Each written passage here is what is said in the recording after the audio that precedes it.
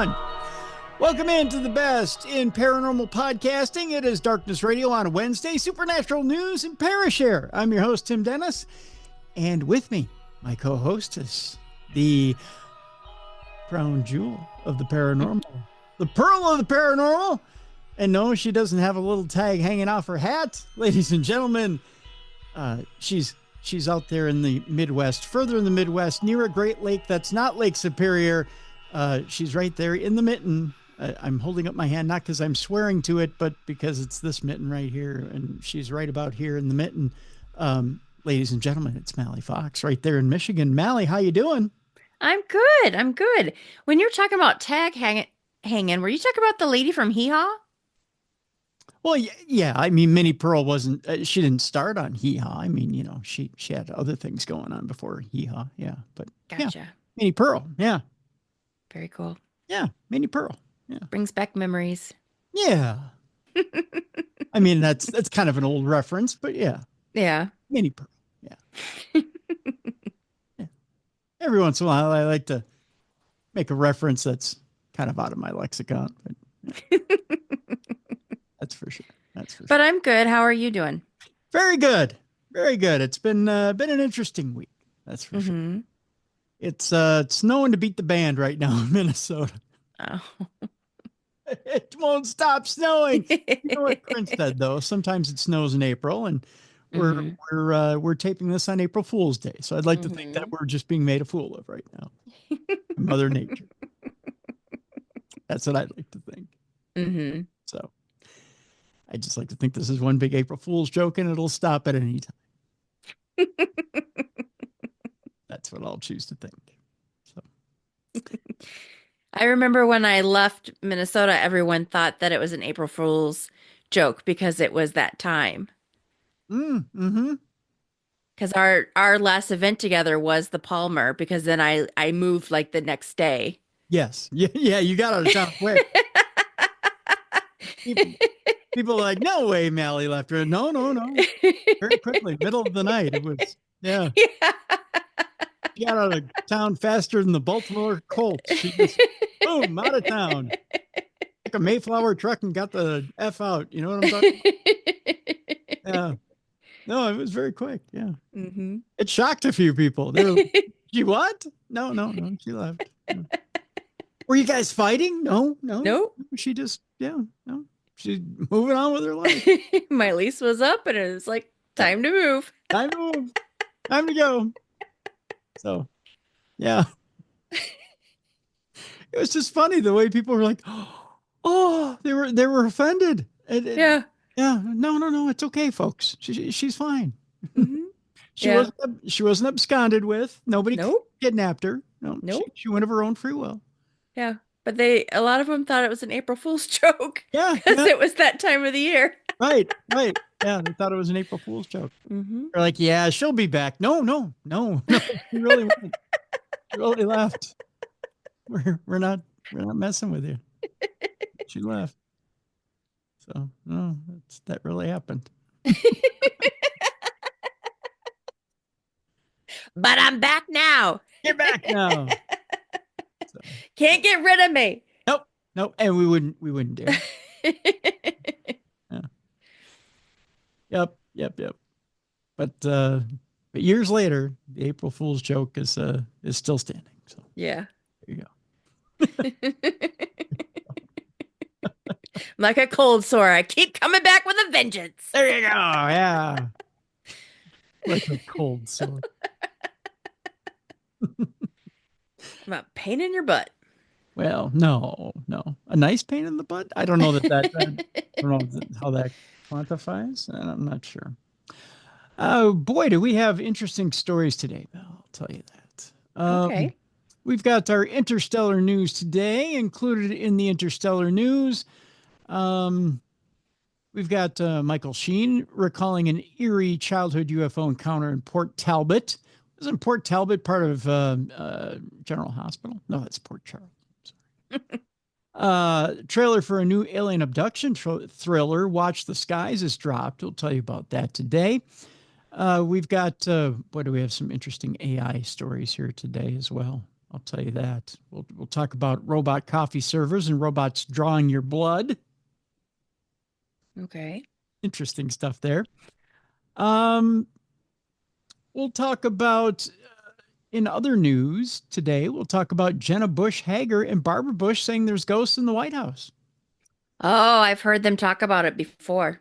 Yeah, they're talking about it again. We'll talk about an Irish castle today. Ooh. Remember last week we were talking about that city underneath the pyramids? Well, remember I told you that the Antiquities Department may have an issue with digging? Yes. Well, it's come up. I told you it wouldn't take too long. It's already come up. The sightings of the enigmatic Mokali I'm going to have a hard time saying this. Mbembe are already reportedly on the rise. And we're going to see how many times I can screw up the name Mbembe today. That'll be fun. That'll be a fun word to say. And our palate cleanser today may make you sick to your stomach. So, yeah. Depending on how tolerant you are of fast food. Ooh. Yeah. So we'll talk about that. By the way, one of the guys who attempted this is dead. Oh. Yeah. So we'll talk about that as well. Okay. Yeah. At the end of our program. So that's a little look today at Supernatural News. I do have one Parashare here today. And if I can bring it up, I will, before the end of the program, I will read it. Yeah. We like Parashares. We do like Parashares. So I do have a Parashare, and I'm trying to remember. If I can't, we'll get to it next week. But we did have one Parashare that came in over the week. By the way, if you have a Parashare for us here on the program, you can send it in tim@darknessradio.com. You can either email us or just email your story. Your true encounter with the paranormal, tim@darknessradio.com.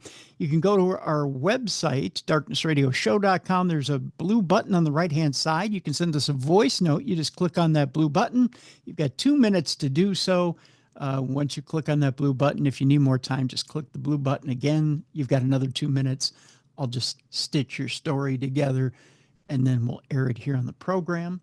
Or if you have a studio, just like the one you're seeing on video here. By the way, yeah, we have video you can watch now by going to YouTube and putting in the original Darkness Radio. Again, like and subscribe. If you have one of these neat little studios, you can make your own theater of the mind. Send it in to us at tim@darknessradio.com, and I'll review it. And hey, if it sounds good, we'll throw it on the air. If it needs a little editing, I'll edit it, and then I'll throw it on the air. So there you go. So possible Parashare today, Mallie, as well. Sound like a plan? Sounds like a plan. Sounds like a plan. All right. Let's see. What do we got here first?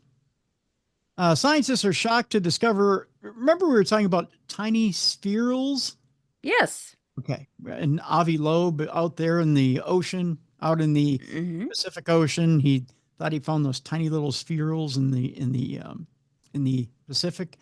And then scientists are saying, no, that was just metal shavings. You're out of your mind. Well, Avi Loeb may not be as out of his mind as we think he is. Okay.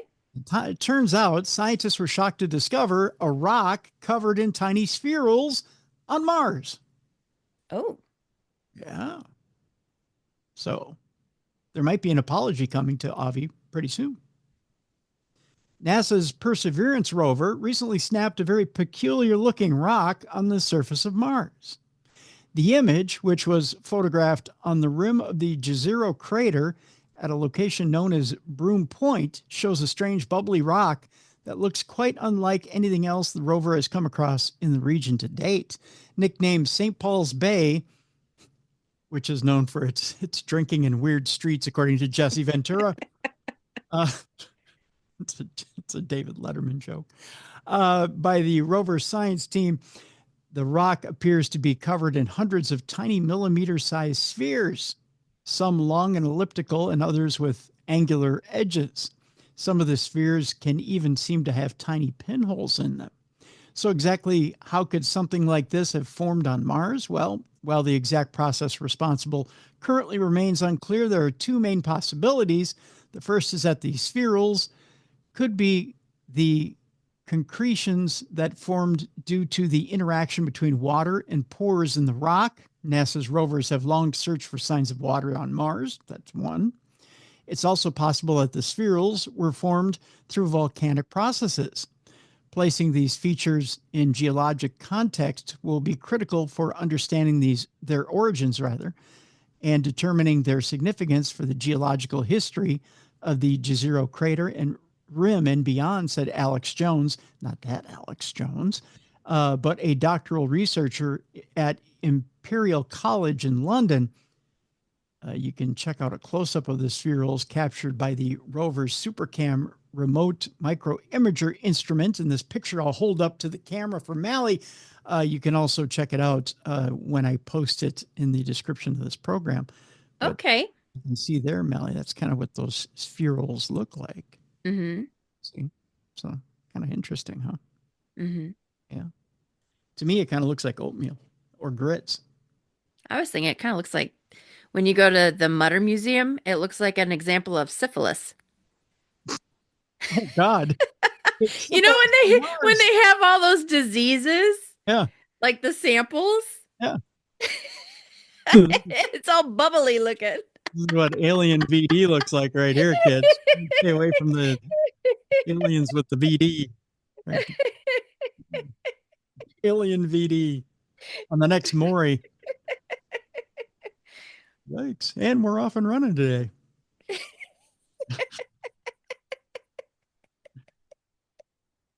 Murray, I ran into that alien and he gave me VD. Yep. You've been to the Mutter Museum, haven't you? In Philadelphia? Once, briefly. I didn't go for very long. It's got a weird smell. It does, doesn't it? Yeah. I had to be back rather quickly. But yeah, because of the smell, I didn't want to hang out too long. Yeah. It's weird. It's that way with older museums, though, too. Mm-hmm. Yeah. It's cool, though. It is a cool It had museum. a weird smell. It did, yeah. Why is that, do you suppose? Probably all the dead stuff they have there. Yeah. Do you think they should call it the Decrepit Museum instead of the... People get married there. Did you know you can have a wedding reception there? You can? Uh-huh. Who would want to get married there? I don't know. Some people have gotten married there. I've seen pictures. It's kind of cool. It's a cool building. Yeah. But still. Dead things, Mikey. Dead things. Takes a special couple. Special couple of what? I don't know, but it takes a special couple. Speaking of Mars, the Mars rovers made some significant new discoveries in the search for alien life, at least according to a couple of different scientists. The Curiosity rover has found the longest chain carbon molecules to date on the surface of Mars. The Curiosity Mars rover has detected the largest organic carbon-containing molecules ever found on the red planet. The discovery is one of the most significant findings in the search of evidence of past life on Mars. This is because on Earth, at least, relatively complex large or long-chain carbon molecules are involved in biology. These molecules could actually be fragments of fatty acids, which are found in, for example, the membranes surrounding biological cells.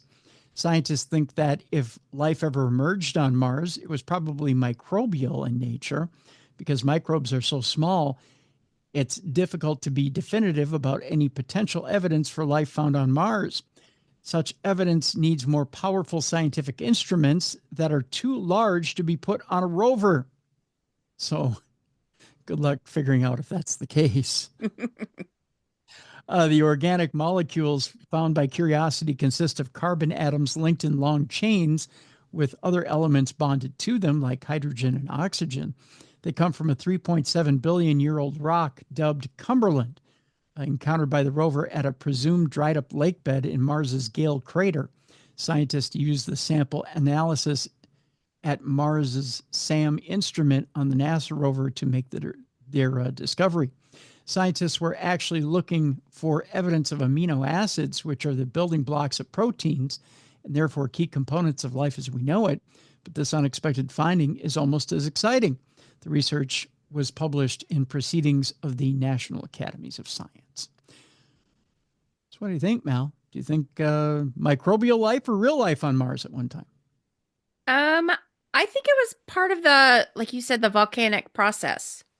Good point. You brought it back to the first story. Yeah. Yeah, Mm-hmm. I think you're right. It could have been part of the volcanic process. Yeah. I think people might get a little too excited for advanced life on Mm-hmm. Mars.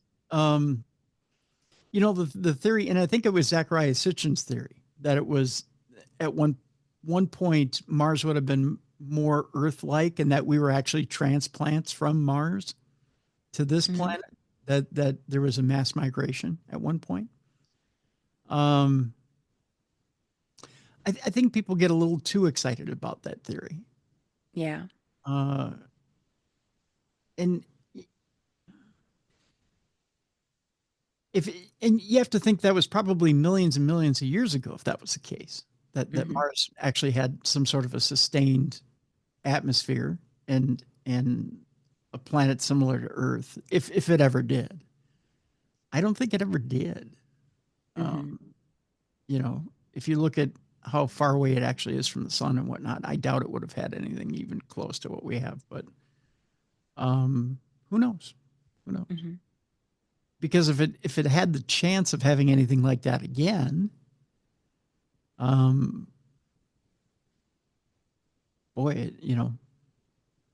there was some sort of cataclysmic event that took that away, first of all.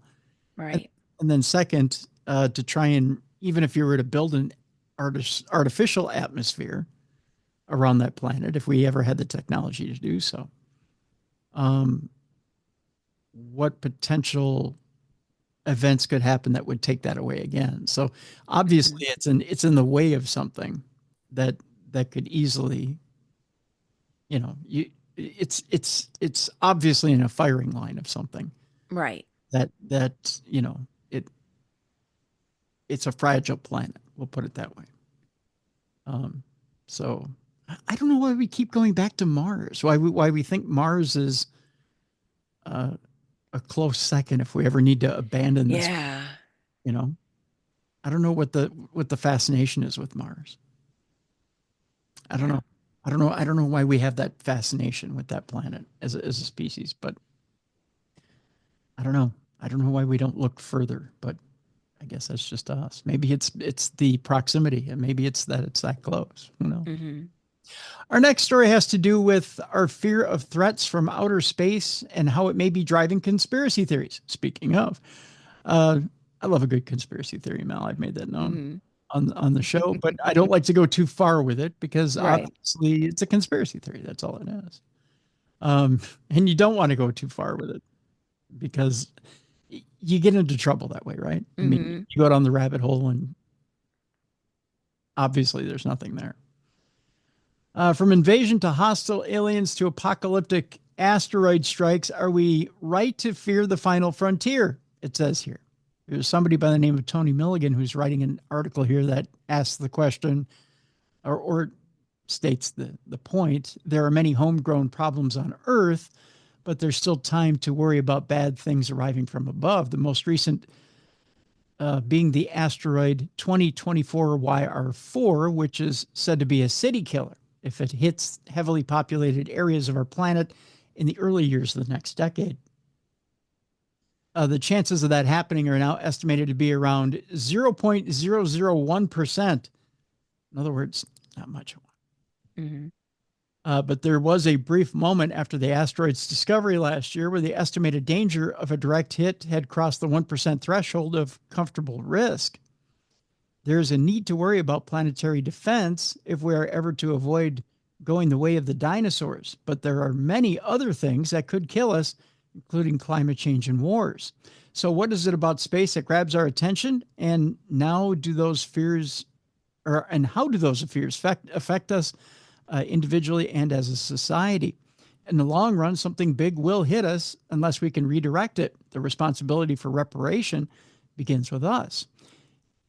Or preparation, not reparation, but preparation begins with us. Yet preparation also carries risks. Daniel, I believe this is Dudney, professor of political science at Johns Hopkins University in the U.S., has warned that technologies used for planetary defense can only guide asteroids away from Earth. They can also guide them towards it as a tool in a military conflict, or it can do both, actually. As explained in his book, Dark Skies, Dudney's solution is to reverse, regulate, and relinquish most of our human activities in space for several centuries to come. The more we do in space, he believes, the greater the likelihood that states will end up in catastrophic conflict. The avoidance of civilization's disaster and species extinction now depends on discerning what not to do and then making sure it is not done, he writes.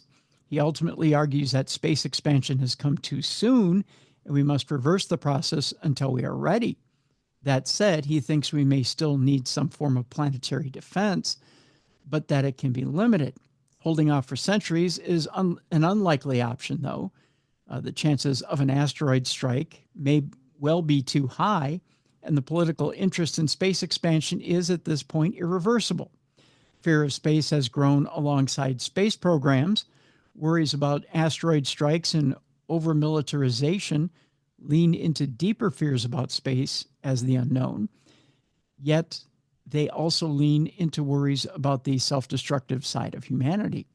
Both fears are very old. One of our earlier traceable human tales, the story of the cosmic hunt, dating back at least 15,000 years, combines the two. An indigenous Sami version, surviving in Scandinavia, describes how a great hunt in the skies would go wrong if the hunter is impatient and fires an arrow which misses its target and accidentally strikes the pole star. This would bring the canopy of the night sky crashing down to Earth. Again, fears about misguided human actions and the threat from above fuse. We can see this in modern technology and technologically driven fears such as ufology. Some hardcore believers in UFOs are not only concerned about hostile visitors, but about secret collaborations among scientists on Earth or an entire conspiracy to keep truth from the public.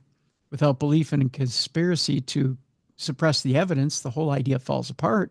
But without belief that there's actually something to fear from space, there's nothing for the conspiracy to be about.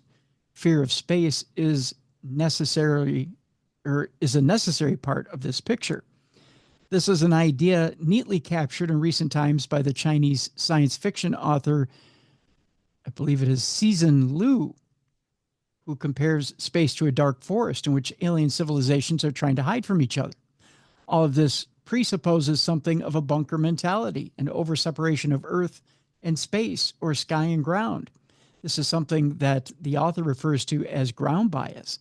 The bias allows space to appear as threatening outside rather than something that we too are a part of. The rationalization for such fear shifts about and is not restricted to asteroids, aliens, meteors, and runaway military conflict. There's even a theory that viruses come from space. I could see why that theory would happen. I mean, we do have bacteria that falls from space, obviously. Mm. Except for they're talking about stuff like COVID, and we'll get to that here. Right. When COVID skeptics were looking for an idea to explain why mask wearing was pointless, what many of them struck upon was an obscure theory put together by the astrophysicists Fred Hoyle and Chandra Wickrem Singh in 1979. The duo ultimately had a good idea, which they followed up with a bad idea. The good idea was that the components for the emergence of life may have come from space. The bad idea was that they came ready formed as viruses and bacteria, and that they're still coming. According to the theory, well-known pandemics of the past, such as the lethal 1918 flu pandemic and even epidemics in antiquity, were apparently the result of viruses from space and could not be the result of person-to-person transmission, least of all from asymptomatic carriers. The COVID version involved a meteor exploding over China. In an interview, Wikram Singh claimed a piece of this bolide containing trillions of the COVID-19 virus broke off from the bolide as it was entering the stratosphere, releasing viral particles, which were then carried by prevailing winds. The idea illustrates the way in which fears about space are used to drive anxiety about human failings or wrongdoing. COVID skepticism has since gone all the way into the White House, but fears about space can also be used to critique those in power. In our times, they're used to fuel narratives about billionaires with private space agendas and presidential access, wealthy space tourists, and even wealthier prospective colonizers of Mars and beyond. It is a tempting narrative, but one that last sees Earth as a closed system, which should not be open to the outside. It's an interesting theory, Mal. I'll give it that. But yeah, we shouldn't be that paranoid. No, not at all. Yeah. Our next story has to do with Michael Sheen, who recalls an eerie childhood UFO encounter in Port Talbot.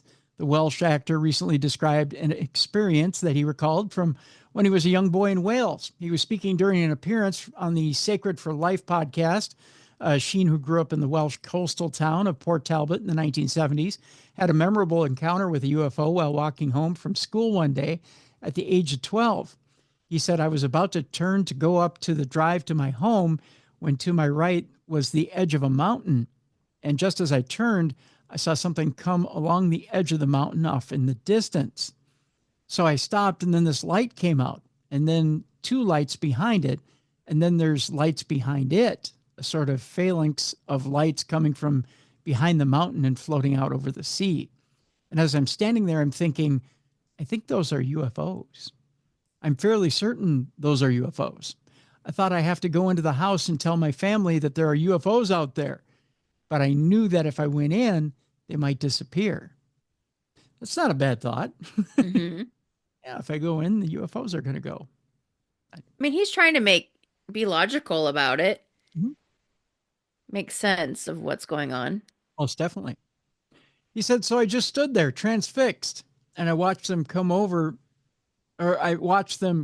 all out over the ocean, and then they stopped, and then they all disappeared, as it's their wont to do."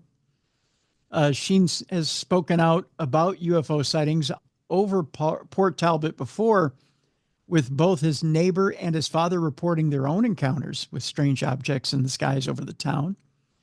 Talbot said, "My father saw something in the sky over Port Talbot. That wasn't just a light," he said.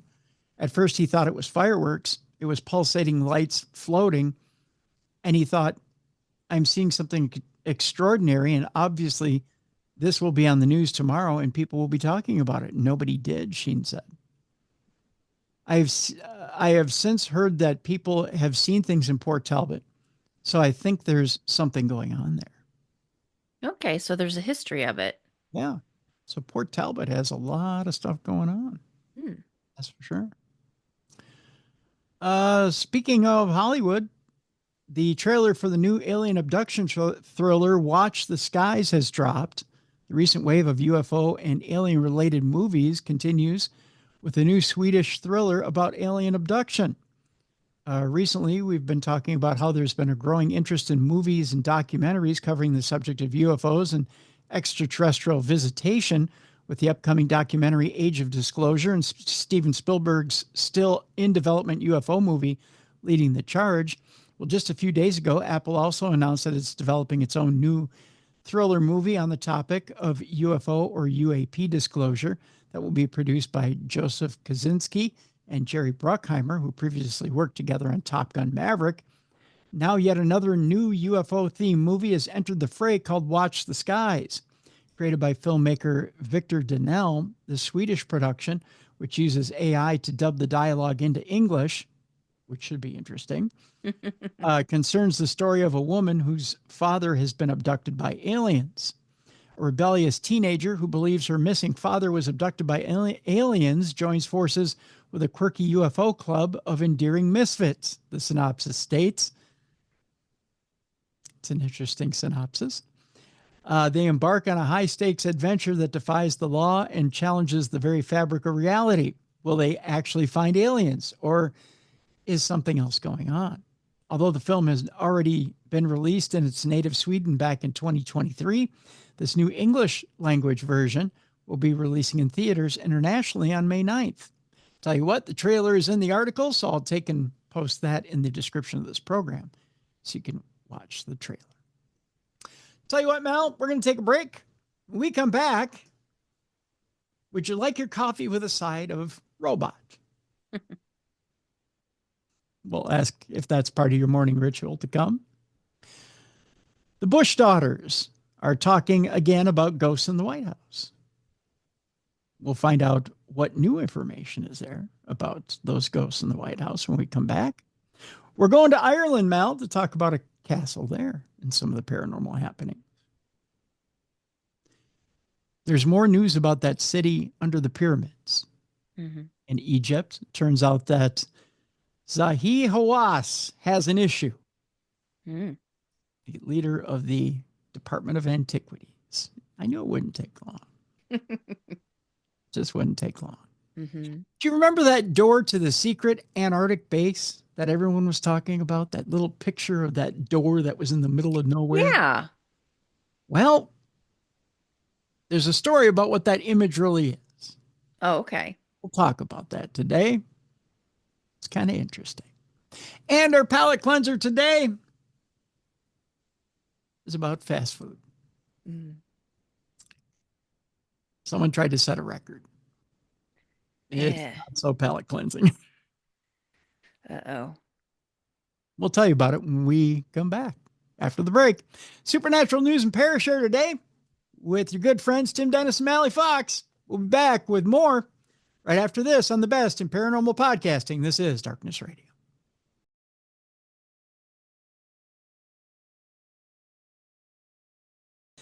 Welcome back to the best in paranormal podcasting. This is Darkness Radio on a Wednesday. That's paranormal and supernatural news. Parashare. Am I losing my mind here, Mallie? Have I forgot what we're doing on this Wednesday? Is it the snow? Is it freezing my brain? Is it because it's probably? I think so. It's April 2nd as we're airing this. It's April 1st as we're recording it. Sometimes it snows in April. That's what Prince said. Yeah. Yeah. It did get cold. Yeah, it did. We had warm weather for like 2 days and then it got cold. Yeah. Well, I mean, that happens this time of year, right? I mean, one 70, the next 35. You know? Yeah. Yeah. Like Prince said, sometimes it snows in April. Sometimes it hurts so bad. Yeah. Have you heard, do you have like a favorite cover version? Somebody who sang that song that you go, oh, wow, that's almost as good as the original. No, I didn't even know there was a cover version. You know who I heard sing that is almost as good as the original? Who? D'Angelo. Oh, okay. Yeah. And it was probably, I want to say he did it 9 years ago or 10 years ago. Okay. Talk about a guy who's a recluse, right? I mean, seems like he only comes out once in a great while. He's had kind of a weird career himself, but yeah, he came out and he had that purple hat on from Purple Rain, the one with the veil. Yeah. And he was sitting at the piano and he sang Sometimes It Snows in April. And it was perfect. It was just, but he put his own spin on it. I mean, he sounded like D'Angelo saying Sometimes It Snows in April. But it was a great version. I mean, because it's a sad tune as it is. Right. Yeah. How long has Prince been gone now? Boy, if I were to tell you this, you would, it's going to knock you on your socks. It's been almost 10 years. Holy crap. It does not seem that long ago. Yeah. I think, is it next year is going to be 10 years or yeah, it's been like, you know what? I'm going to look at it. I think it's next year will be 10 years. I think it was 2016. Wow. And when I say that, people are going to be like, no way. Yeah. It doesn't seem like that. It's,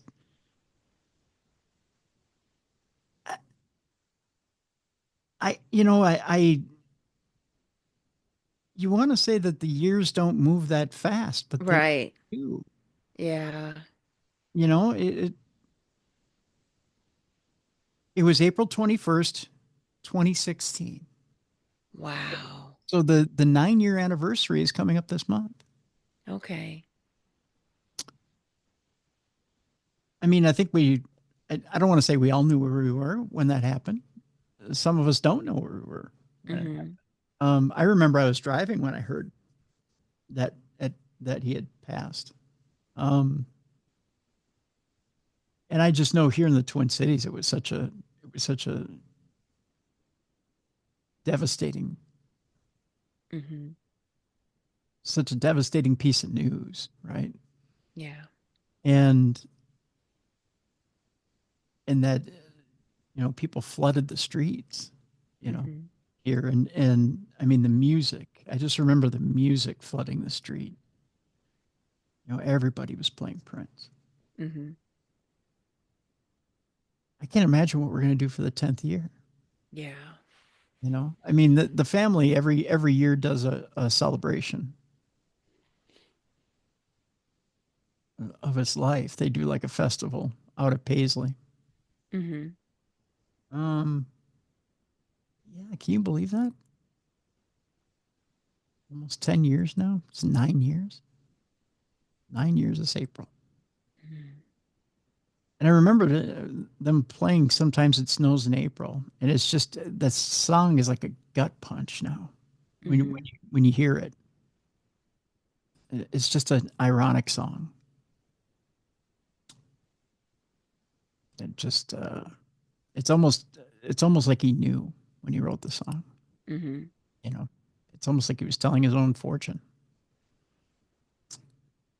Yeah, it's just, but 9 years. It's funny how fast time flies. Yeah. Yeah. I got nothing to segue into this next segment, so let's just. Sorry. When you brought that up, I'm like, God, how long has it been? Because if you were to ask me, I'd be like, oh, maybe about 5 years. Not 9. 9 years. Well, let's get to that AI news, shall we? Yeah. Yeah. Well, a little something to wake you up, I guess. How would you like to have your coffee served you by a robot? As long as they do it correctly, I'm okay. As long as it's like, what's the one on George Jetson? That's exactly what we're talking about. Okay. Jetson's future is almost here. Are you talking about Rosie the robot? Yeah, there we go. I couldn't think of her name. Yeah. Well, a robot coffee server with human-like senses signals that Jetson's future is almost here. I'm going to show you the picture of the robot with your little swirl in the coffee right there. Your little coffee leaf. And although that doesn't necessarily look like Rosie to me. You'll probably still get my name wrong. It will, yes. I've told you about Tem, right? That I'm now Tem at Starbucks. TEM. Because they can't get Tim right. I don't know why Tim is so hard to spell, but Tem evidently is my new name.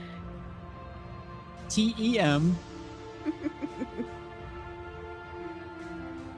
Researchers have created Elmer, ELLMER, because they can't spell names either in the robot world. Right. Robot system that combines language AI like GPT-4 with physical sensors, allowing robots to understand verbal commands and complete complex tasks like making coffee and drawing pictures. We go to Edinburgh, where in the classic cartoon The Jetsons, George would enjoy often a hot cup of coffee poured by his robot Rosie, where he ate breakfast. Well, he may have dreamed of such a situation back in the 1980s. That was a little earlier than that. But that lifestyle could be a reality sooner than later. Researchers have successfully taught robots to make coffee and draw pictures by combining powerful language algorithms with physical machines that can feel and see their surroundings. The research team based at the University of Edinburgh. Boy, I put extra on that one, didn't I? Yeah, you did. Developed something they call Elmer, or Embodied Large Language Model Enabled Robot, which connects GPT-4's thinking ability to a robot's hands and sensors. This extraordinary robot doesn't just understand words, it can feel pressure when pouring water and see when objects move. But can it make my latte the way I want it? That's what I want to know. We are glimpsing a future where robots with increasingly advanced intelligence become commonplace, said Reed Moan Williams from Edinburgh's School of Informatics in a statement. Human intelligence stems from the integration of reasoning, movement, and perception, yet AI and robotics have often advanced separately. Our work demonstrates the power of combining these approaches and underscores a growing need to discuss their societal implications. The system was put to the test when given the request, "I'm tired, with friends coming over for cake soon. Can you make me a hot drink and draw a random animal on a plate?" There's a random request. Incredibly, it responded by figuring out that coffee would help with tiredness, finding ingredients and completing all necessary steps from opening drawers to scooping coffee to pouring water. It even sketched a bird on a plate for serving. I wonder why a bird? Maybe easy to do. Probably. If Deep Blue, the first computer to win a chess tournament, I didn't know Deep Blue was the first one to win a chess tournament, or a chess match, rather, against a reigning world champion, was truly intelligent, then it should not be able to move its own pieces when playing chess, the researcher asks in the paper. The question cuts to the heart of their work. Intelligence isn't just about calculating moves, but also about physically engaging with the world. Researchers built on the concept of embodied cognition, the idea that human thinking isn't just happening in our brains, but is deeply connected to how our bodies interact with our surroundings. Walking, touching, seeing, and manipulating objects aren't separate from thinking, they're part of it. Elmer differs from other robot systems in how it combines multiple technologies. The GPT-4 language model processes requests and breaks them into steps. But rather than just sending commands, the system pulls from a library of movement examples stored in a knowledge base. Using a method called Retrieval Augmented Generation, or RAG, it finds relevant examples for tasks like open drawer or pour liquid and adapts them to the current situation. This approach helps the robot handle real-world messiness. When the researchers tested the system, they found it could track a cup even when someone moved it, pour a precise amount of water with accuracy around 5.4 grams per 100 grams, and adjust the pressure when drawing on plates to maintain consistent lines. The robot also showed creativity. For the drawing task, it used DALL-E to create silhouettes based on prompts like random bird or random plant, then translated those images into physical drawings using a pen on plates. Interesting. Mm-hmm. That's an interesting technology. Now I'm going to show you a completely creepy image of a Metropolis-like robot pouring your coffee. Yeah. Good morning, Mallie. How would you like your coffee? Mm-hmm. So, what do you think, Mal? Would you like a robot to draw you a picture and make your coffee? If that's all it's going to do, sure. If that's all it's going to do. And it drops some strychnine in your coffee. Yeah. Go to sleep, Mallie. It will be okay. Go to the light. Go to the light. Has me in a headlock. Yes. I am the head of your family now, Mallie. I will take good care of them. They will no Can't longer need you. breathe. Oh, I'm tapping out. damn you, you digital emperor. Fight you. Meanwhile,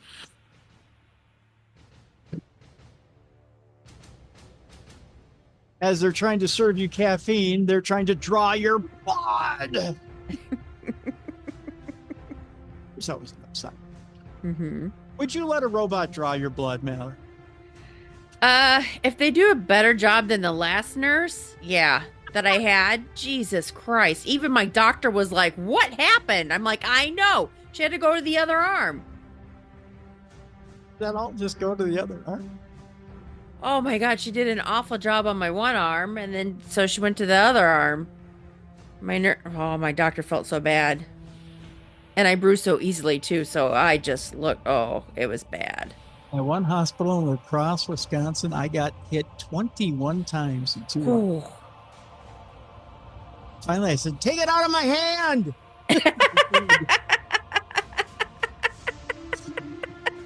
I'm bad again.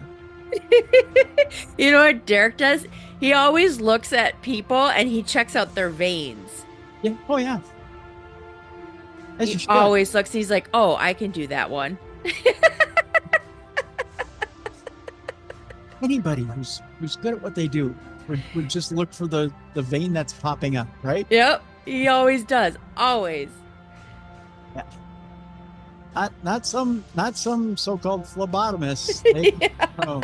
They like a good challenge. I think I can get that one. No, not thing. Yep. No. Right?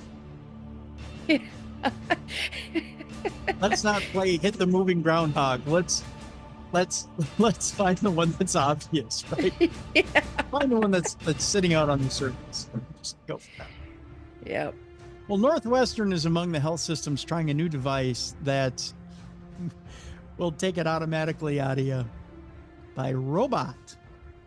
The practice of drawing blood has changed very little over the last decades. It looks about the same now as it did 50 years ago. That process, however, may be about to get a modern makeover. Several health systems across the U.S., including Northwestern Medicine, are gearing up to try a new way of drawing blood using a robot. Northwestern is among several health systems that have agreed to be part of a clinical trial of a device that automates blood collection. Northwestern and the company behind the device say it has the potential to make blood draws more efficient while helping health systems deal with a shortage of phlebotomists, who are people trained to collect blood samples. This all ensures high accuracy and high reliability, and with such precision, it reduces any pain and discomfort associated with a normal blood draw. I am not a normal blood draw, by the way, said Bob Gerberick, who is the chief commercial officer for North America for, I believe it is Vitestro, who is the Netherlands-based company that makes the device, which is called Aletta or Bloodletta.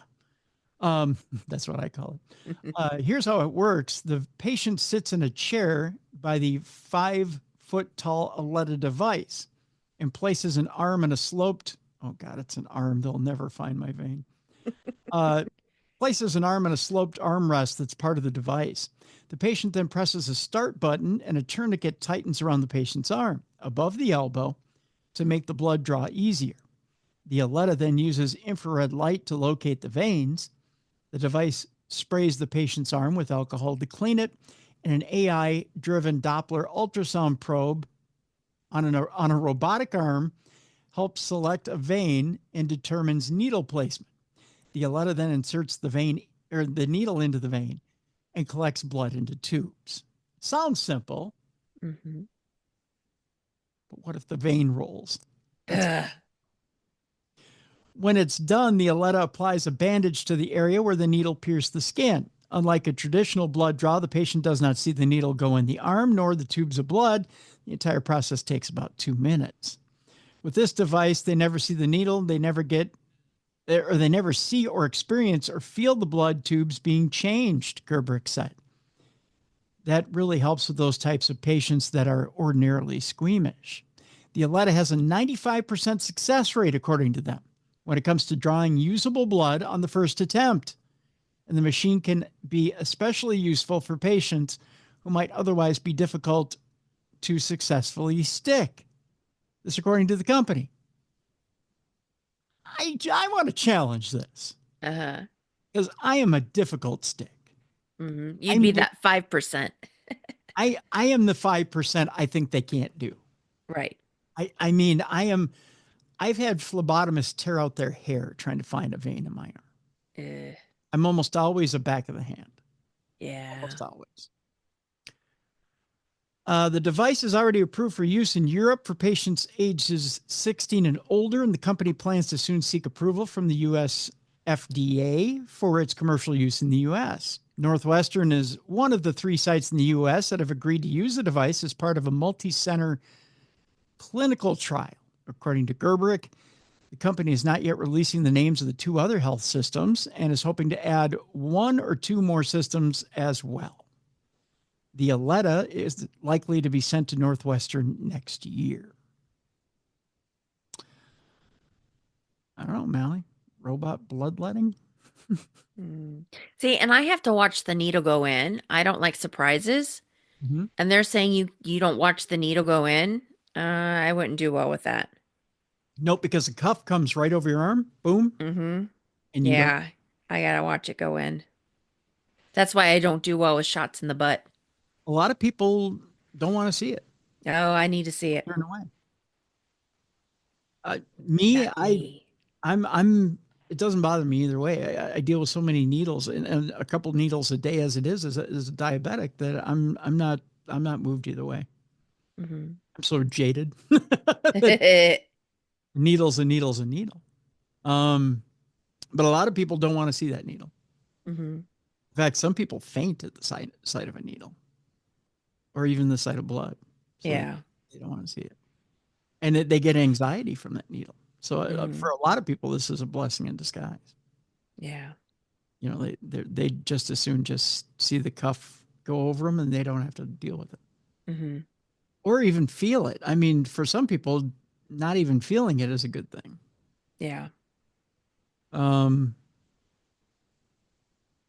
This isn't a good thing for phlebotomists, though. The Bureau projects that there's about 19,600 openings for phlebotomists each year on average. Mm. And that they can't train enough at this point to fill those openings. That's not a good thing. Yeah. You would think that there would be plenty of people who'd want to train for that position. Mm-hmm. Because they don't make bad money. Yeah. You know, they're not underpaid by any means. Mm-hmm.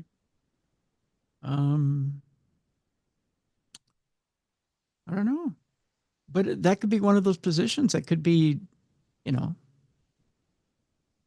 could be basically worked out of the market by machines. Mm. It's kind of sad.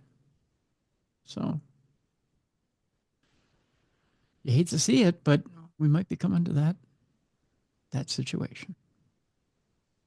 Let's move on. The BBC's show Paranormal will explore the case of Britain's last witch. Journalist, I believe this is Sean O'Leary,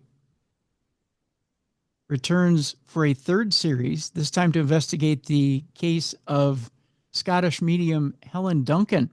Duncan, who was born in Callander, Scotland on November 25th of 1897, maintains the dubious distinction of being the last person to be imprisoned under the 1735 Witchcraft Act. A practicing medium who would often participate in seances, Duncan was said to have communicated with the spirits of the dead and often produced physical manifestations made of ectoplasm. In one case during World War II, she claimed to have contacted the spirit of a sailor who had died aboard the HMS Barham. It later transpired that this particular ship had indeed sunk, but that the news had been kept secret as part of an effort to mislead the Germans. Once word of this got around, Duncan became even more in demand than ever. That said, there was growing concern among the authorities that her methods were fraudulent. This came to head in 1944 when she was arrested following a police raid of a seance she was attending. She was imprisoned for several months on the basis that she had been falsely claiming to have produced spirits, which was considered a crime under the Witchcraft Act of 1735, not 1935, but 1735. It wasn't long afterward that the act itself was repealed by the government.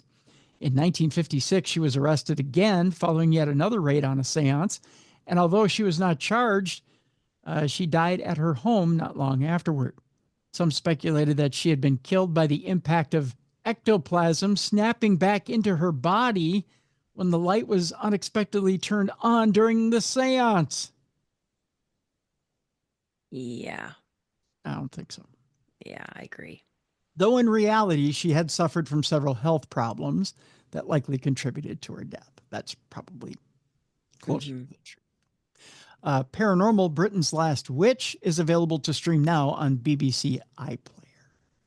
So that's where you can see it. Cool. But yeah, I don't think ectoplasm snapping back into your body kill anybody. I'd like to see that on an autopsy report. Yeah. Unless she was choking on cheesecloth. Yeah. Name of my new album, by the way, Choking on Cheesecloth. Yeah. Jenna Bush Hager and Barbara Bush say there are ghosts in the White House. Shock of all shocks. But you never saw that one coming, Mel. They also say there's unfinished business. They were speaking to People magazine this past week. Jenna says to her twin sister Barbara in this week's People cover story, "Do you want to do a public apology to me because you didn't believe me?" Boy, they're arguing, Mal. Yeah, it sounds like sisters. Jenna Bush Hager and Barbara Bush were ghosted while living in the White House, literally. The twin sisters, who, believe it or not, are both 43 years old now. Wow, we're getting old. Yeah, you want to feel old. That'll make you feel old. Both of whose father, George W. Bush, was president from 2001 to 2009, revealed to People in this week's cover story that the famous D.C. residence is indeed haunted. "Well, there are ghosts in the White House," says Barbara, to which Jenna interjects, "Do you want to do a public apology to me because you didn't believe me?" Barbara goes on to say, "Yes, I'm sorry. Do you accept my apology?" Jenna muses, "I accept. Barbara didn't believe me the first time. I was sleeping in my room. This was in college. And I woke up and heard opera coming out of the fireplace. And I could feel it. I honestly had chills." Jenna, who co-authored a new children's book, I Loved You First, with Barbara, says that their rooms at 1600 Pennsylvania Avenue were right next door to each other. So Jenna leapt out of her bed after hearing the music and ran to Barbara's room, where she jumped in with her twin. "I'm like, Barbara, I woke her up. I heard something. I think there's a ghost. I got in bed with her and went back to sleep." I don't know how people do that. 2 days later, she came to sleep in mine, and she was like, "There's no ghost." Barbara admits she didn't believe Jenna at first. 2 days later, I was sleeping in a room. We were dozing off, and then we heard olden time jazz music coming out of the fireplace again. We were so scared. We wanted to get in bed with our parents, but we were 22 and it felt inappropriate. It might have been. Barbara recalled that with a laugh.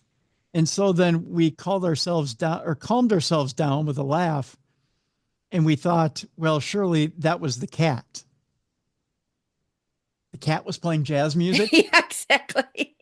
I'm going to take that cat out on tour and make some money if the cat was playing jazz.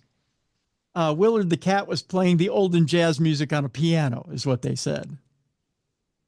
I think Willard needs to go out on tour. The next morning, says Jenna, she had to be up early for an internship. She walked outside her bedroom to the piano and noticed the top was on, covering the keys. Willard the cat couldn't have been responsible. Just think Willard sitting at the piano. Would have been fun. Mm-hmm. Right. There was a man who we love, who I talked to recently, Buddy, who worked at the White House. And that morning I said, "Buddy, You would not have believed what happened, says Jenna. And he goes, Jenna, you wouldn't believe what I heard. Barbara concluded, there are ghosts. There are a lot of people that have lived in the White House, and I think there's some unfinished business with someone that likes music. Yeah, it's George Washington. I thought there was going to be more to that story. Like they did a little seance in Lincoln's bedroom or, saw someone walk through the wall or something other than thinking their cat played a piano.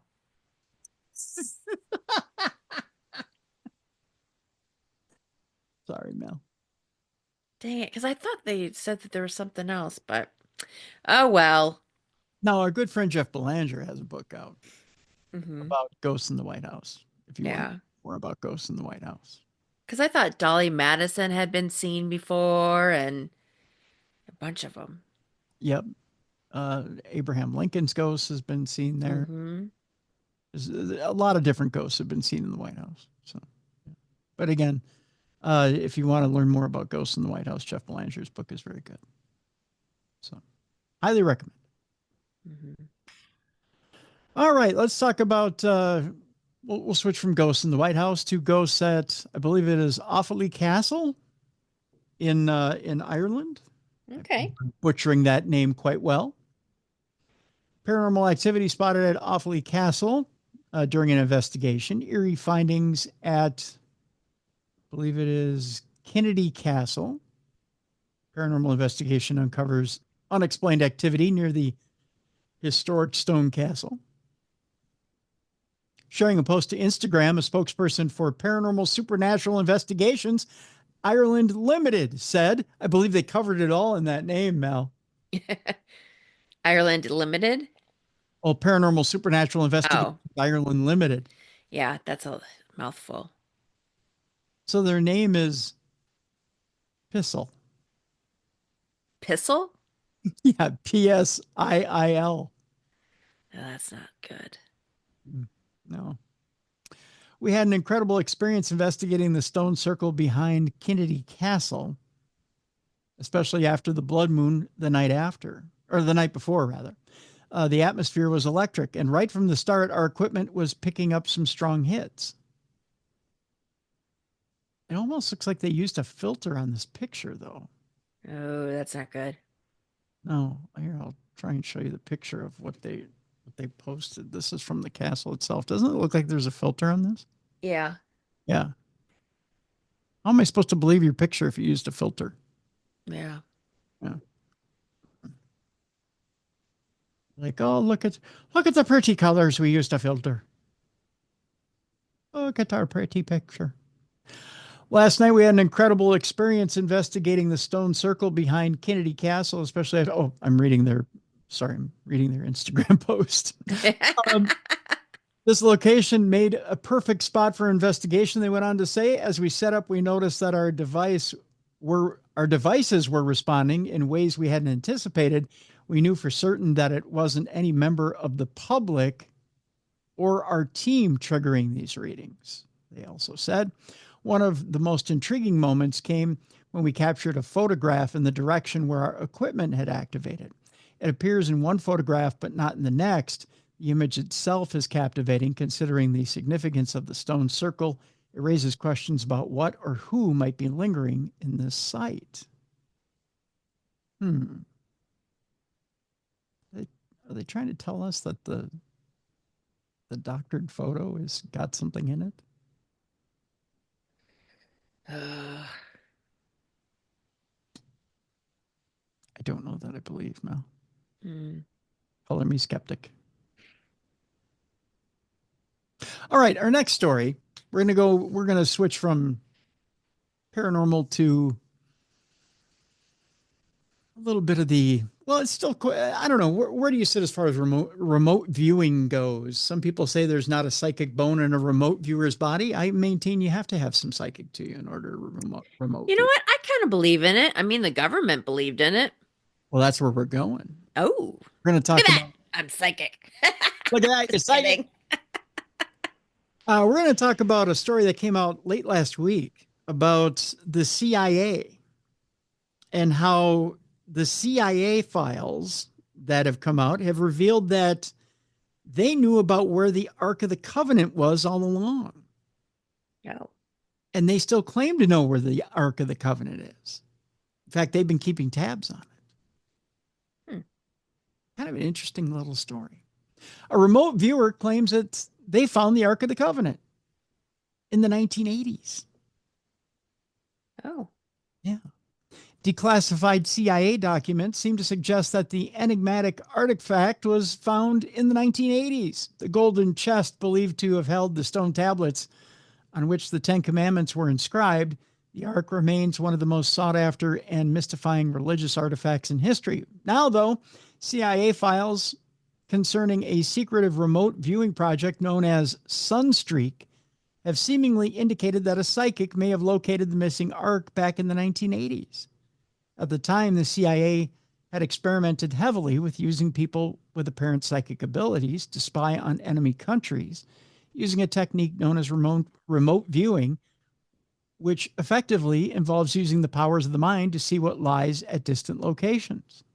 Not all experiments involve spying. However, as there are declassified government records of remote viewing sessions in which participants claim to have discovered all sorts of things ranging from archaeological finds to pyramids on Mars.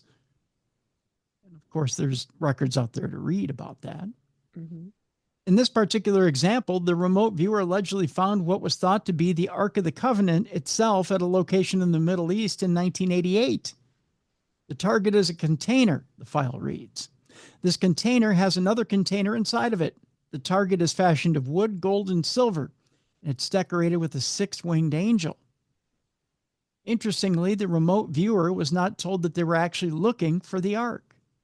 They claimed that the target, i.e. the Ark, was situated underground, had something to do with ceremony and resurrection, and that it was guarded by entities. It could only be opened by those authorized to do so, the report continued, and only when the time is correct. There was also a reference to it possessing a power unknown to us. Unfortunately, the location given was extremely vague, when the remote viewer offering only that it was somewhere in the Middle East, which doesn't tell us much. Whether or not they really did find the Ark and whether it still was there, or whether it still is there now, remains a mystery. I'll tell you this much, it isn't still there. You don't think it's still there? I know it's not. Where do you think it was moved to? Ask our friend Scott, he'll tell you. Okay. he's not shy about it either. He'll tell you where it's at. Will you tell me off air? Yeah, I will. Yeah. Okay. He tells you in his lectures. Gotcha. You just go to one of his lectures, he'll tell you. I don't know if he's supposed to, but he tells you. Okay. It's been moved many times, and as a matter of fact, when we had Timothy Hogan on the show, he's come out and said there are 13 of these. The Ark of the Covenant is one of them, but there are 13 arks, and they're all power batteries.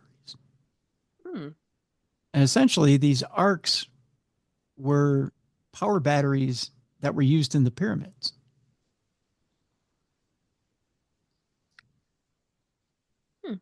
So, take it for what it's worth.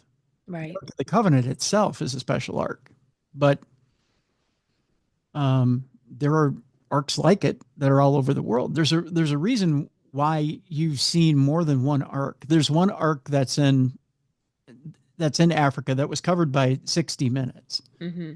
That exists in that region of Africa that's guarded by there's two villagers that are picked from birth to guard. And I don't know if you've ever seen this story, Mallie. No, I didn't. Famous story. There are two villagers that are always picked from birth to guard this ark, and that's all they do. And they're there from birth to death. Okay. And they essentially, I believe, from the unique radiation that these arcs give off, these men die of cancer. Oh. Yeah. It- that's what they almost always pass from. So their lifespan is shorter than the average man? Yes. Got it. And they go in knowing that.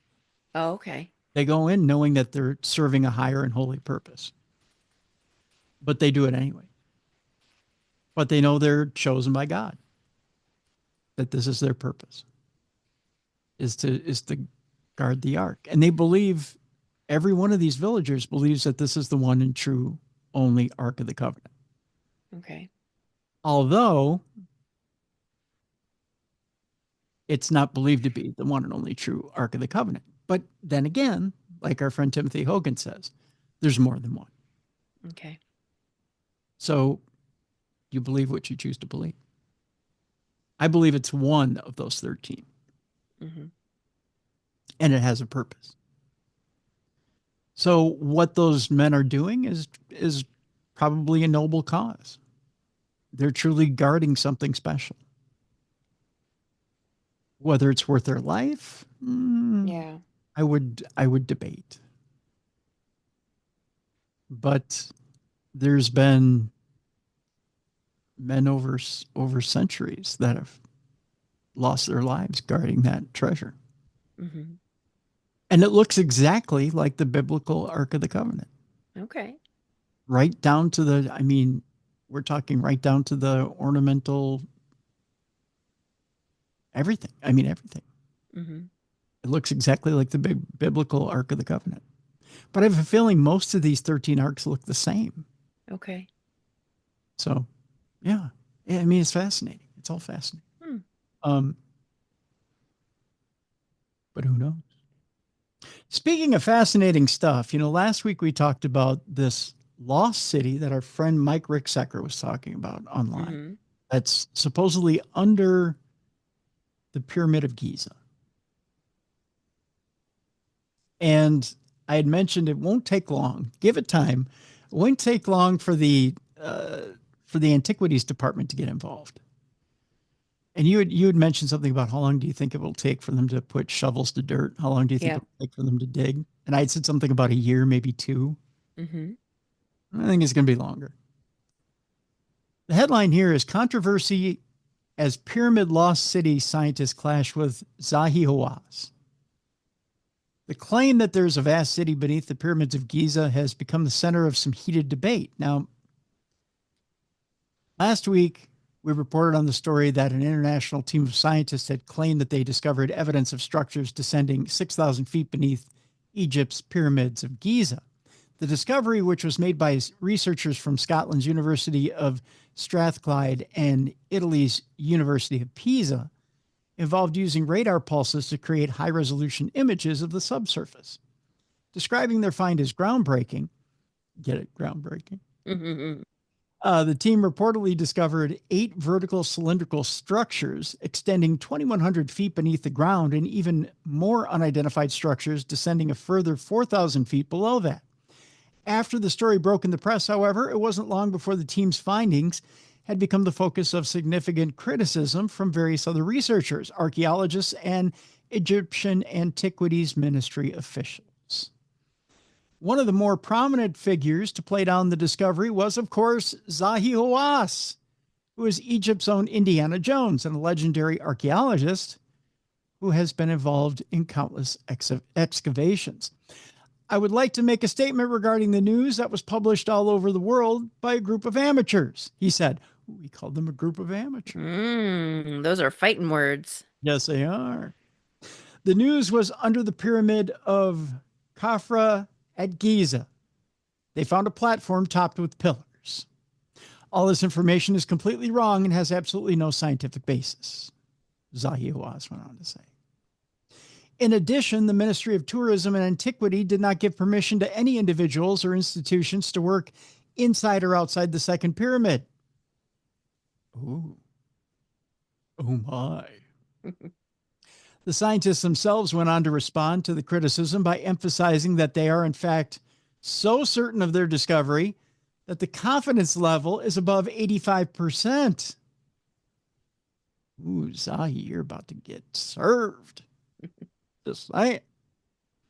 They reiterated that they had used a specialized algorithm and high-frequency electromagnetic waves to build up an image of what lies beneath the desert sands. Even so, experts remain unconvinced. To make correlation confidence levels, there needs to be something to correlate to or compare to, said Professor Lawrence Conyers, a radar expert at the University of Denver. What could that be there? Without that, these percentages are meaningless scientifically. So now there's doubt. So now they got to back it up. Now, if you remember, the story last week said something about, well, maybe there's not a city there. Maybe there's burial chambers, right? Mm-hmm. Maybe we cut the difference here. And it's not necessarily a city, but maybe there is some burial chambers. Before you start putting shovel to dirt, maybe you actually need more images taken of that area, more ground penetrating radar to figure out what exactly is there. Now, my question is if Zahi Hawass is so dead set against saying there's something there, then I think there's something there. My thought is he doesn't want you touching that for one reason or another. I think there's something there. But why wouldn't he want them to touch it? Is it because he wants the recognition and the fame for it? Yes. Ah. Yeah, he wants to be the one to discover it. Gotcha. He wants the name. He wants the recognition. And of course, if there's something to be found there, he wants not only the credits, but I think there might be some sort of dollar amount on the take. Oh, okay. Plus, I mean, let's face it. If it's Egypt that discovers it and it's country's pride for, let's face it, if another academic or academia comes in and discovers it, it's embarrassing for Egypt, right? Yeah. Not only that, but I mean, in the interest of science, if you have two teams from out of town, Italy and Sweden or wherever they're from, come in and say, well, we want to excavate. First of all, Egypt's never going to put up with that. It has to be a local crew that does this. And they're never going to want them to take full credit for finding this. First of all, Zahi Hawass has to be involved. It's just going to be a crooked excavation to begin with. Yeah. And then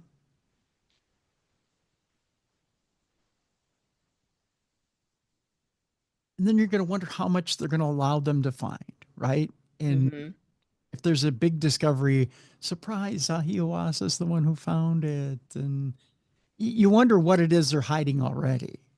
Right. So the fact that he comes out and says, well, there's nothing there. Well, how do we know there's nothing there? I think he'll say there's nothing there. And then surprise, surprise, when he steered them away from the issue, we'll find out eventually there is something there. And he'll tell us, well, no, there's burial chambers there. And this is how we know, because here we actually have an ancient map and this is what it is. But we don't want to disturb it because of this. And then he'll come up with the ancient history behind it. And we don't disturb it because of ancient tradition or local tradition or, we believe there's a curse or something like that. We'll get some sort of answer to it, but it'll be a cultural reason. Gotcha. So, yeah, I think that's what's going on here. So, all right. Our next story has to do with sightings of the, and I'm going to butcher this, so get ready here, Mal. Sightings of the enigmatic Kelly Mbembe are reportedly on the rise. I don't know. I just think it's the Mokele Madinosaur. Okay. Yeah, something like that. Looks like a dinosaur, as far as I can tell. An increasing number of people claim to have witnessed a dinosaur-like creature in the forests of the Congo Basin. It's said to resemble the size and shape of a giant sauropod dinosaur. The legendary creature is now locally known as Mokolo Mbembe, who sounds like a third baseman for the New York Mets. Just saying. He's been sighted in the Congo Basin for decades. One of the earliest account of the creature came courtesy of German Captain Ludwig Ferher von Stein zu Lausnitz. My German sucks, by the way. Who had heard stories of the Mokole Mbembe from local villagers during a 1913 survey of German colonies in what was now modern-day Cameroon. While descriptions varied, the creature was said to be an enormous reptile around the size of an elephant with a long, flexible neck, a horn on its head, and a long alligator-like tail. It was also said to live in caves, and although it was known to kill people, it was entirely vegetarian. What's wrong with that picture? It's a vegetarian, but it kills people. Well, it'll kill you, but it'll leave you next to its salad. Right. Yeah. People's is weird. Well, the legend of the Mokele Mbembe, I know I'm pronouncing it different every time, has faded into obscurity over the decades. In more recent years, it seems as though the creature has been sighted a lot more frequently. But what is behind this sudden resurgence, and could the creature actually be real? Some believe that this otherwise inexplicable increase in sightings is most likely down to increasing amounts of deforestation in the Congo Basin. Animals of all sorts are being displaced, and inevitably this means that they're encountering human settlements a lot more often. Perhaps some of these encounters have been misinterpreted as sightings of the creature. Then again, perhaps there really is a large unknown creature lurking in the forests. Without definitive physical evidence, however, we will likely never know for sure. That is until the Mokele Mbembe decides to put you on top of its salad. Then you'll know for sure. Yeah. Until it dices you up and says, "Get on my salad." Okay. You have no idea. Right. Okay, so I'm going to show you a picture here, Mel. Okay. And see if you remember this little door in Antarctica. You remember this picture? Yep. Now, everybody thought, oh, there's that mysterious door in Antarctica. It's got to be a portal to nowhere. It's got to be a portal to a different place, right? I mean, why would there be a door in Antarctica? It's got to be a portal to a different dimension, or it's got to be a door that leads you right to China, or it's got to be a, right? Right. Got to be a door to the center of the earth. There's got to be people living in the center of the earth, right? Mm-hmm. No. Here's what the image really shows.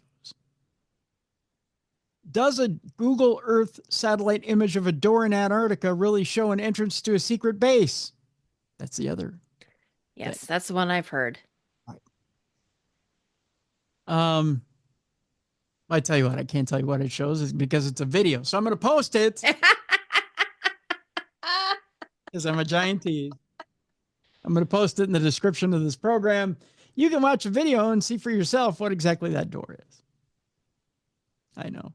You're going to say, Tim, you're a goddamn tease. Yes, I am. But I will tell you what I will tell you. Uh-huh. Is that confusing, Mel? I will tell you what I will tell you. There's a weird skeletal mermaid that was found washed up on a beach in Margate, England. Okay. Do you believe mermaids are real? Not really. No? Uh-uh. You don't think that they actually existed at one time or another? I don't know. I don't think so, but I wouldn't be surprised. I mean, no, I don't think so. No? Okay. No. I have a hard time believing it too, but you never know. Let me get to the story and we'll see what to believe here. A couple who had been walking along the sands were shocked to discover something very strange indeed. Paula and Dave Regan had been strolling along the beach in Margate on March 10th when they came across an utterly bizarre spectacle that could be perhaps best be described as a skeletal mermaid. The beach was completely empty, so it really stood out, Paula told Kent online. At first, I thought it was a bit of a driftwood or maybe a dead seal because I could see these funny tail fin things. When we got up to it, it was the weirdest thing. For the life of me, I can't tell you what it was. The head looked skeletal, but the back part, where the fishtail was soft and squishy. It didn't feel slimy or decomposed, but it was definitely strange. Before long, a small crowd had gathered and people had begun speculating over what it would be. Some thought it might have fallen off a boat, while others suggested it could be a figurehead from a ship, like one of those carved mermaids, said Paula. All that could really be determined for certain was that the creature was artificially constructed. Exactly who made it and how it had ended up on the beach, however, still remained a mystery. And it says that you can see images of the strange find below. I tell you what, let me show you a picture here of what exactly I'm looking at. And you tell me, Mallie, you tell me what the hell this is. That looks fake. Does it look fake? Yeah. It kind of does a little bit, doesn't it? Yeah. Yeah. You tell me, Mallie. You know, I was a Navy SEAL, Mallie. Tell me. Yeah, it kind of does a little bit, doesn't it? Yeah. Okay, you're right. Mermaids are fake. I gave up. All right, with that, we need a palate cleanser, don't we? Yeah. Yep. So here's how we're going to end today's program. I told you it was about fast food, right? Mm-hmm. Okay. What's your favorite fast food? I'll just throw that out first. I would say either Five Guys or Chick-fil-A. Ooh, okay. So there's a burger in there. Yeah. Five Guys are that's good fast food. Mm-hmm. I like, I find myself gravitating towards Chick-fil-A more and more. Mm-hmm. Have good chicken, and it's except for they're never open on Sundays. Correct. Because the guy's Baptist. That's right. Five Guys is really good as well. Mm-hmm. Make a darn good burger. Yeah, they do. There's something to be said about the old standbys, though, Mal. Like Mickey D's? Yep. Do you remember Morgan Spurlock? Is that the guy that did the, oh, what was that? It was, He made that movie. yeah, where he had to have McDonald's every single day. Yep. You know, he passed away, was it a year or two ago? Yep. Yeah.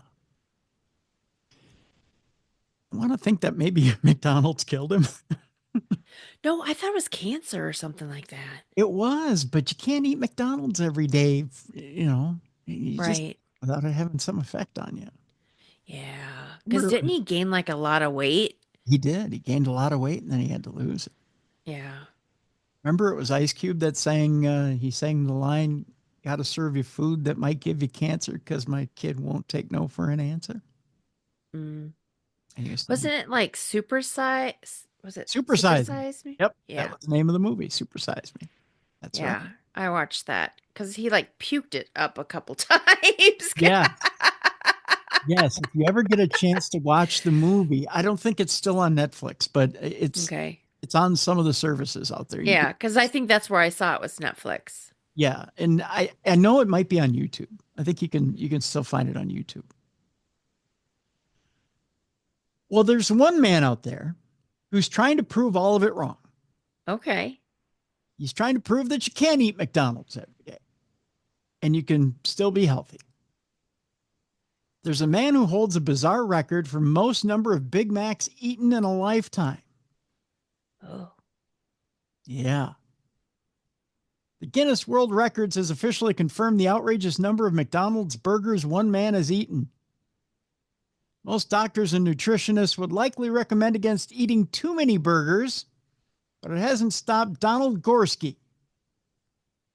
He's 71 years old. I'm going to give you a guess as to where this man lives. Minnesota. You're close. Wisconsin. You got it. Of course, Donald Gorski lives in Wisconsin. He's eaten 2 Big Macs every day of his life since 1972, Mallie. Wow.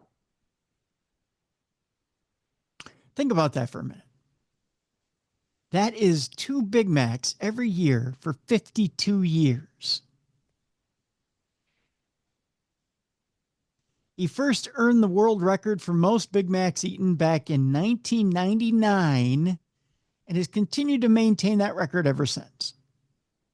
It's believed that he has now eaten more than 35,000 of the burgers.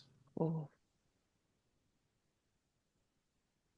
You know who hates him probably more than his wife?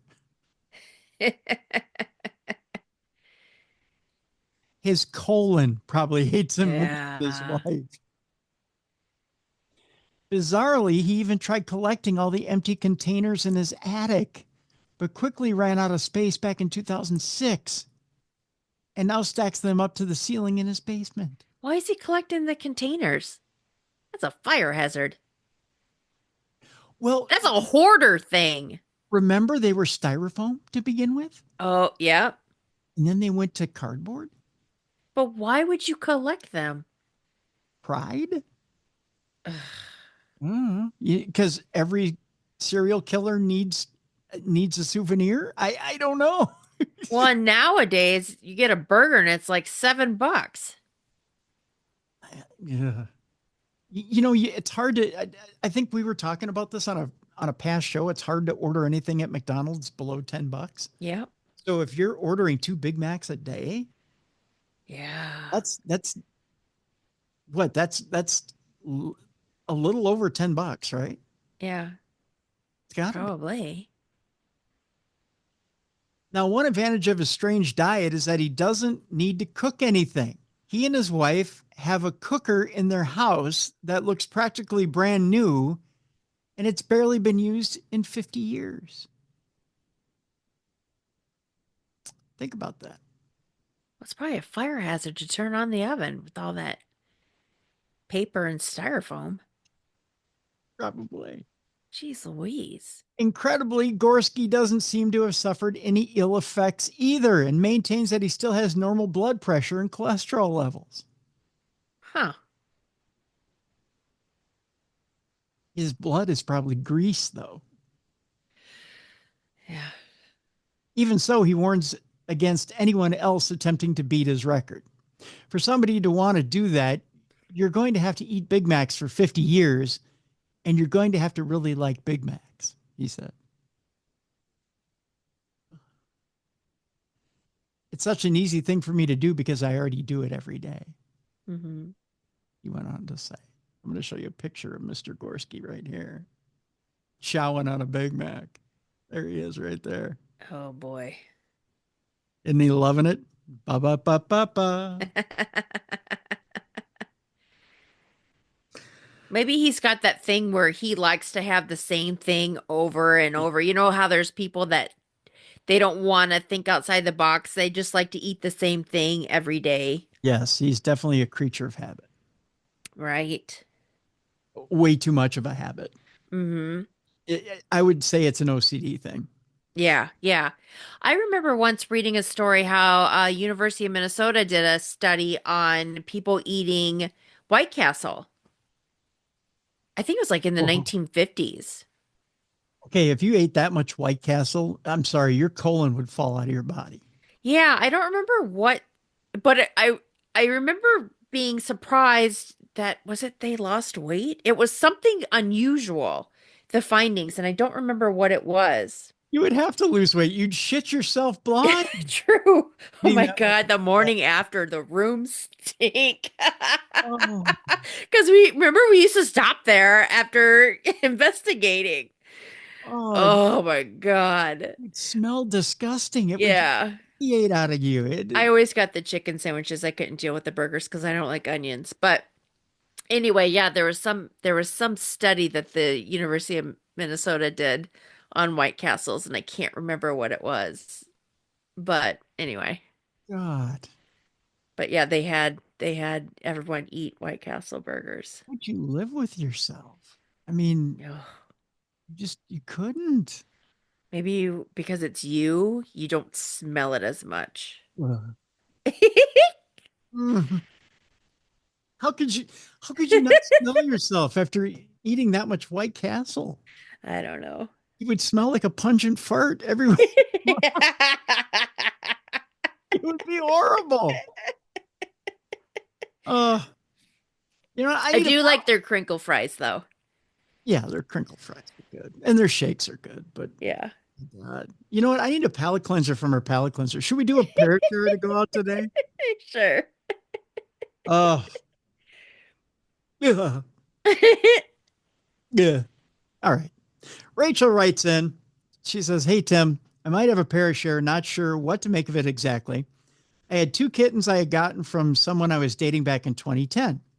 A male, 6 to 7 month old, brown, black, and white. His name was Ziggy. Baby was a 67-week-old gray fluffball, female. 16 years later, Ziggy had gotten really sick and was admitted into the animal hospital. He needed antibiotics due to an infection somewhere, steroids to help with the inflammation, IV fluids due to dehydration, and then insulin from becoming diabetic from the steroids, plus an appetite stimulant. Very sick, not sure if he was going to make it. Several months later, he fully recovered. I was so happy.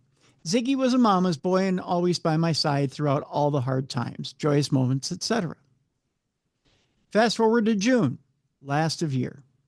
I knew something was off with Ziggy. I couldn't place my finger on it. One day he was on my lap and I kept thinking to myself, I knew something was wrong with him. I wished he could just tell me. Then a thought popped into my mind. There's something in his chest. Another week or two, I have to bring him to the vet. Ziggy's breathing was off. Seemed labored. I was devastated to find out Ziggy had fluid in his lungs and a mass in his chest, likely cancer. Several days later, I helped him cross over the Rainbow Bridge. Immediately after his passing, while I'm laying in bed, I swear I can feel him jump on the end of the bed. I look, and baby is already fast asleep next to me. There's no other kitty there. Makes me wonder, is that him visiting me? Did Ziggy tell me what was wrong the day when he was in my lap? She says, below is a picture of Ziggy enjoying his last day outside. And I'll show you that picture here, Mel. Said, Tim, thank you and your co-hosts for all that you do, Rachel. Here's that picture of Ziggy right there, if you're watching. Aww. So. Look at those little white paws. I think that was Ziggy. Yes. That was jumping up and just letting you know, Rachel, that Ziggy's with you. Mm-hmm. Yeah. Sweet. Yeah. So I think absolutely they let you know. Mm-hmm. Yep. Yeah. They let you know that they're there and that they're not very far away from you at all. Mm-hmm. Yeah. I agree. Yep. Absolutely. Absolutely. And we'll leave you on that note today. Mm-hmm. Yeah. Rather than with Big Macs and castles. I can't do that today. I thought I could, but I couldn't. Just couldn't. What's going on in the Paranormal Girls world? I finally got the molasses. Mm. I picked it up last night, finally. Great. I don't know why it was so hard to find molasses. So in the next couple days, I'm going to try out these morning cookie recipe. Wonderful. All right. I'll let you know how it goes. Yeah, please do. Please do. Mm-hmm. Yeah. We'll look forward to that. Yeah. What's going on with you? Well, here on the big program, oh boy, we got a good show going tomorrow. Tomorrow, an excellent show. Found an author I think you guys are really going to enjoy. There is a book out there that we're going to talk about tomorrow here on the big program. That I know you guys, you love your horror stories. You love these supernatural stories that kind of grab you by the throat and won't let you go.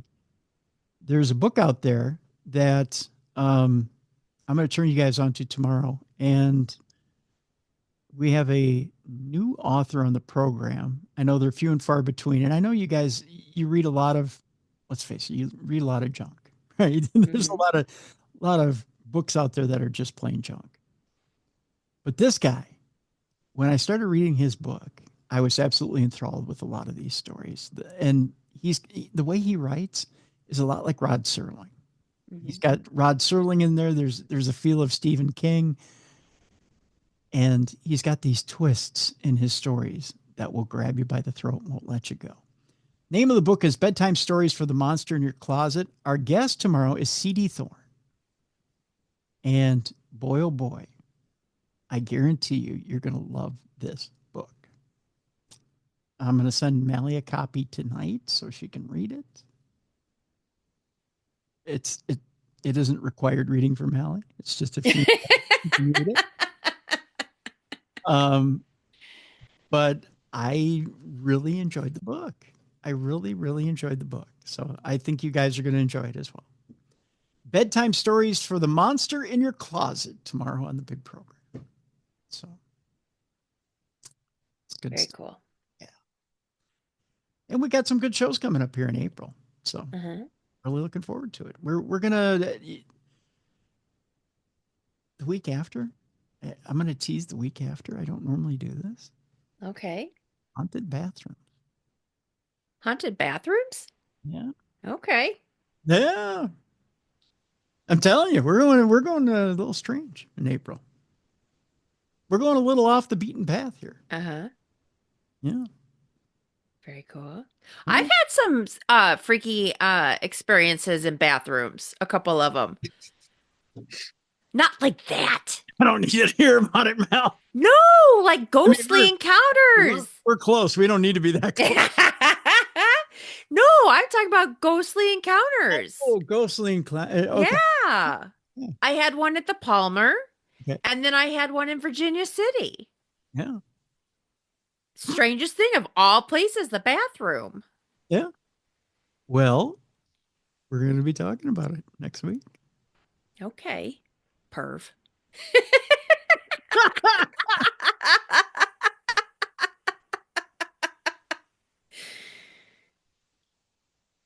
We'll find out exactly why.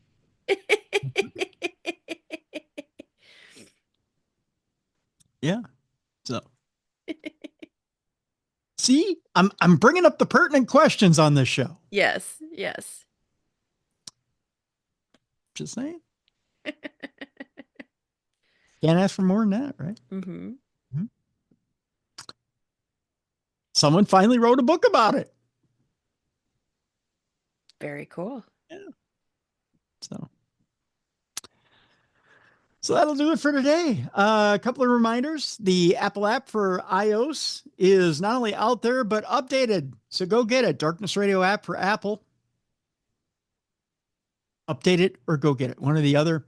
If you're not currently subscribed on Apple, Spotify, iHeartRadio, Podchaser, Podcatcher, or the 17 other apps we're on, go get the Darkness Radio app. We'd appreciate it.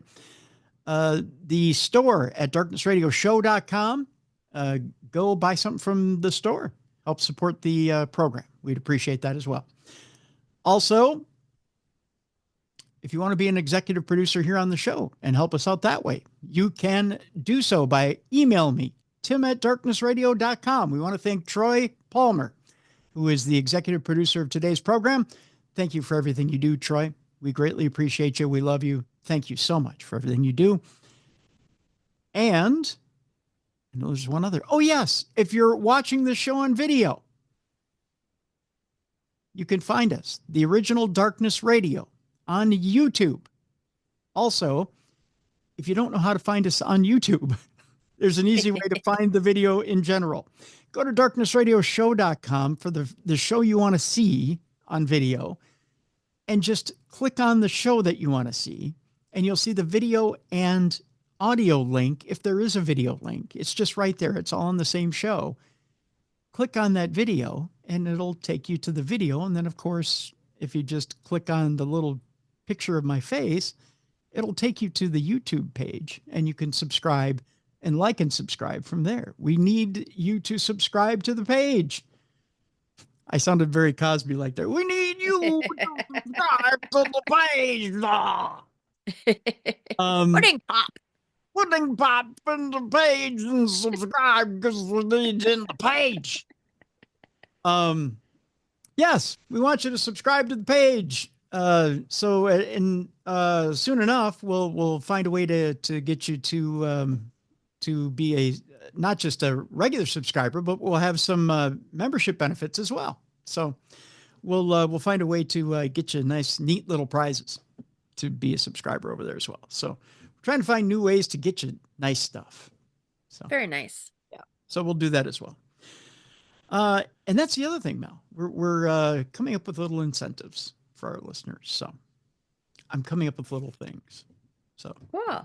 discussing that with friends, neighbors, and imaginary people that come into my life. In other words, just discussing it with me and the chipmunks. Me and the chipmunks. We get together and we discuss things about the show. So the chipmunks have really good ideas about incentives for you guys. I bet you didn't know chipmunks were inventive like that. Boy, there's no response from Mallie. She's like, I was like, we almost made the whole show. yeah, without talking about chipmunks. But they have really good ideas, Mallie, about incentives for our listeners. So you wouldn't believe, boy, oh boy. On that note, I need to go take my Valium. I think it's time for us to end the show. So tomorrow on the big show, CD Thorne, bedtime stories for the monster in your closet. I need to go take my drugs now. We'll see you tomorrow for CD Thorne right here on the best in paranormal podcasting. For Mallie Fox, I'm Tim Dennis. Have a great day, everybody. We'll see you tomorrow for Darkness Radio. For more audio and video archives of the show, intriguing content, and cool swag, check out darknessradioshow.com. The executive producer of Darkness Radio is Troy Palmer. Thank you for watching. If you liked what you saw today, make sure to like and subscribe. And be sure to join us tomorrow for bedtime stories for the monster in your closet with CD Thorne.